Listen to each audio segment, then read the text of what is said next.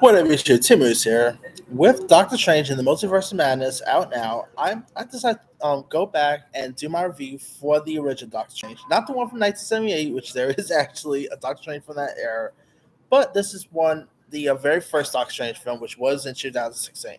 Now, I remember when they first announced this, I'm like, okay, this is not that much of an interesting character or anything to get turned into a film.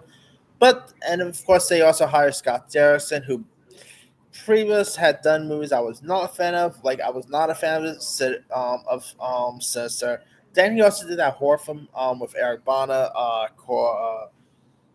thing, Deliver Us from Evil, which was pretty terrible. So I'm like, okay, what's this guy gonna bring to the table? And I now he also did Exorcism of Emily Rose and other stuff prior. I'm actually excited for Black Phone, which he has coming out next month. But I was a little skeptical with his direction, but then of course I saw Doctor Strange opening day. I remember seeing this thing in theaters when it first got released. My mind was blown of how great it was. I mean, now I admit it's not as great as other MCU films. Like I don't think it's as good as let's say the Avengers movies or Guardians or anything like that. But it definitely has some really cool aspects to it. Great visuals. Benedict Cumberbatch, I think he was born to play this. I mean, there was other actors who were actually considered, like Joaquin Phoenix, Ryan Gosling, Ethan Hawke, which makes sense because Ethan Hawke did work with Scott Derrickson before, so that kind of makes sense there. But of course, they went with Benedict Cumberbatch, who did an excellent job. Then, of course, you end up having some other cool additions, like Tilda Swinton as the Ancient One, which, of course, yeah, that character, I'll be shocked we actually do see H1 again because Tilda Swinton's role there was a little controversial at the time. Of course, you also had Mads Mikkelsen playing the villain here of Callisis.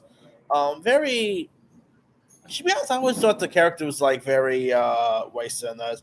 You even had Benjamin Bratt popping up, Scott Atkins, Micah Starberg, who actually is in the new one, so there's that.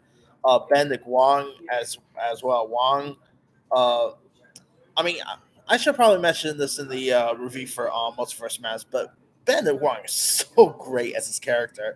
Like, he really embodies the character perfectly. I'll be down to see a Disney Plus spinoff featuring Wong. I mean, that's a really cool character there.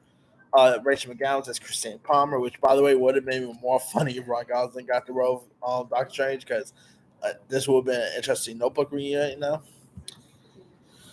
You also had some other cool additions as well. I mean, I had such a fun time with it. The costume I thought was cool. The effects was decent.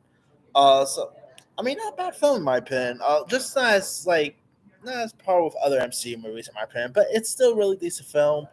And I'll be after seeing Multiverse Matters, I'll be down to see a third one that line. Anyway, let me let you guys. Have you ever seen Doctor Strange from the first one? That is, were you a fan or were you not a fan of favorite scenes, favorite moments? And bonus question: which one do you actually prefer? Do you prefer the first Doctor Strange or Multiverse of Madness? Drop comments below. Don't forget to like, subscribe, hit that bell for more notification. This is Simon Star.